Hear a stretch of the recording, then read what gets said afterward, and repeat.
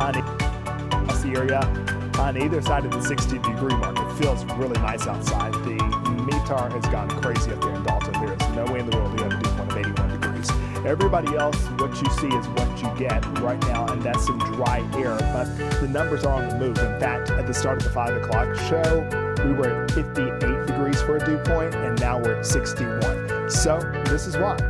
Winds are coming in.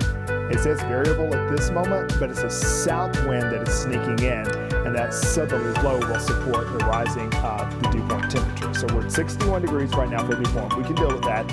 85 degrees. Festivities in and around the game are going to be okay. No weather worries at all. The heat's not a problem. Cloud's not a problem. Certainly no rain or storm activity to speak of. The numbers falling down into the 70s and eventually the 60s overnight. The vibe of the weather will change as we get deeper into the week, and that's on the backs of an increasing dew point temperature.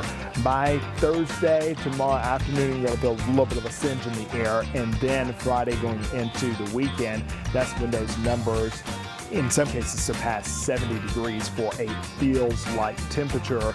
Adding that to the mix, we're going to have feels like temperatures, I should say, in the 90s. And that's Friday afternoon and around 6 o'clock going into the evening hours. But it's Saturday and Sunday in which the heat will be rather oppressive. 95 for a heat index. That's here in town to go out to 98 degrees. And the model's doing something a little bit weird on Sunday. It's suggesting there's a pocket of cooler air trying to move in. I'm investigating to see if that's going to actually happen, or is that just a blip? We'll have more in your forecast coming up at 10. All right, Jonathan, thanks so much. A House Judiciary Subcommittee held a hearing today examining competition and regulation in the U.S. airline industry as the market grows increasingly concentrated. Fox's Rich Edson is more on the story from Washington. The big four U.S. airlines, American, Delta, Southwest, and United, control about 80% of domestic air travel. Now Congress is examining whether there's enough competition among these national air carriers. Everything from seat selection to carry-ons are now perks that you get to pay for. This is the predictable result of a market that has been allowed to consolidate for over 60 years. Consumer advocates argue as a result, flyers face high prices and fewer ticket options. And with the collapse of Spirit Airlines in May, the market tightened even further. House Republicans argue Biden-era regulators aided Spirit's collapse by blocking its merger with JetBlue in 2024.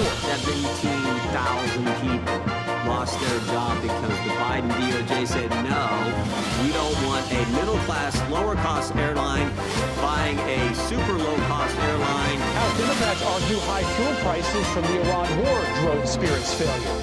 They say strong antitrust enforcement is critical to protecting flyers. Not because of antitrust enforcement. Spirit is gone because of the massive spike in jet fuel costs. Industry leaders are urging lawmakers to make improvements to air travel infrastructure. Not by over-regulating an already very competitive industry, but by focusing on building a new air traffic control system. The most pro-competitive thing this Congress can do is to clear the policy bottlenecks. Flyers traveling this summer are already paying more. Federal inflation data show airfares jumped more than 26% in May compared with a year ago. In Washington, Rich Edson, Fox News. In Washington, the reflecting pool is still green and the bottom is still peeling after $16 million in taxpayer money was spent to restore it. And now President Trump is blaming vandalism, but Democrats say they don't buy it. Democrats on the House Oversight Committee sent letters to the contractors overseeing the makeover.